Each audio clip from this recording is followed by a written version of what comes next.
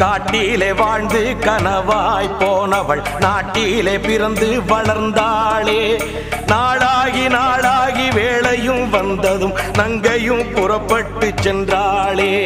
வீட்டுக்குள் விரதம் கொண்டு கிடந்தவள் பீறு கொண்டெழுந்து நின்றாளே.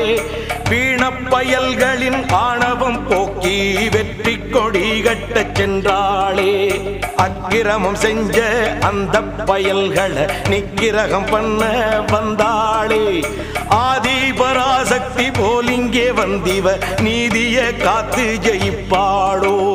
கருமாறி திரிசூலி வெக்காளி மாகாளி அத்தனை தெய்வமும் இவள்தானோ.